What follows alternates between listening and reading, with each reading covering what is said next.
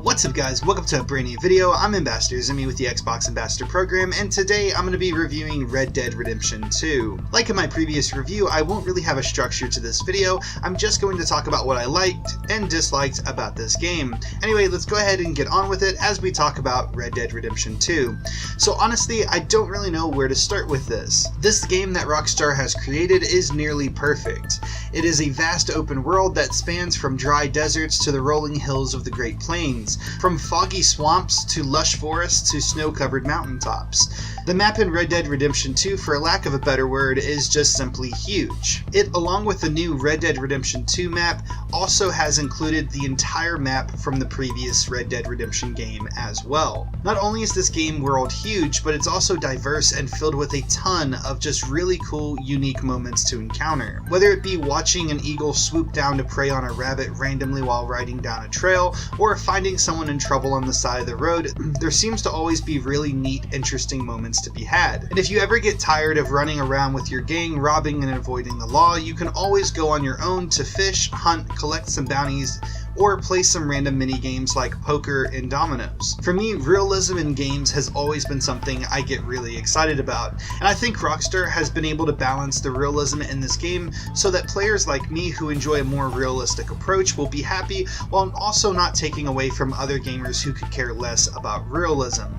For instance, as time goes on in the game, your character will become dirty and your hair will start growing as time passes. You can either choose to take a bath or go to the barber if you want, but you don't really have to. And if you don't, there's not really any serious penalties against you besides some NPCs that might say that you smell or that you look untamely.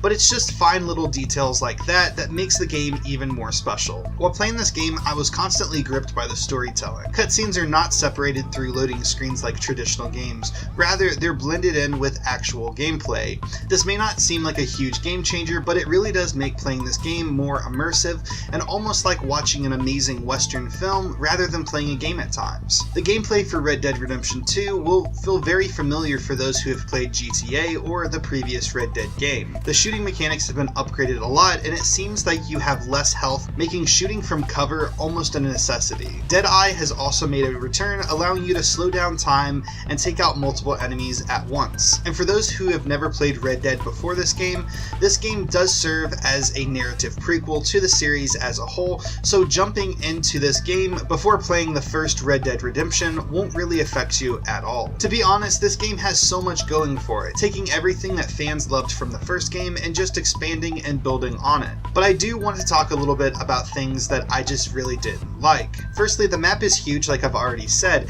and this is great, but there were some missions later on in the game that I would get cutscened across the map, and after completing the mission, I would then have to spend 15 minutes riding all the way back to camp to start the next main story mission. The game does offer a fast travel feature by using stagecoaches and trains, but for some reason at this point in my game, those features were locked, and so I did actually have to travel all the way across the map just to start the next main story mission.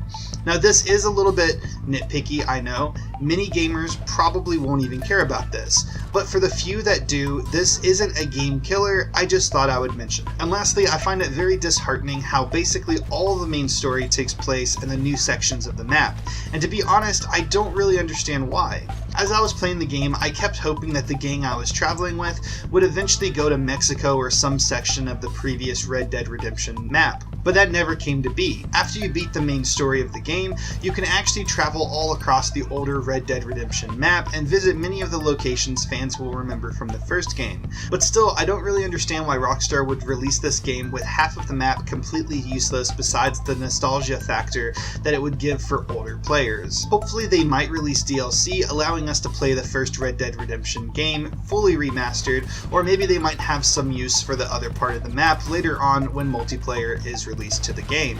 Anyway, that's pretty much all my thoughts on this game, so the real question is Red Dead Redemption 2 worth the $60 price tag? Well, that's ultimately up to you to decide. I'm not going to give you some fancy scale or rating of X out of 10 stars or anything like that, but I will say that if you are a fan of the Western genre, or if you're a huge fan of Grand Theft Auto, then chances are you will love this game. I will also say that this game is quite possibly Rockstar's greatest game yet. It is an amazingly well-crafted well-crafted game with very few glitches, amazing graphics, exceptional storytelling, and fantastic voice acting. But honestly, if cowboys and Indians aren't your thing, then it doesn't really matter how well-crafted this game is.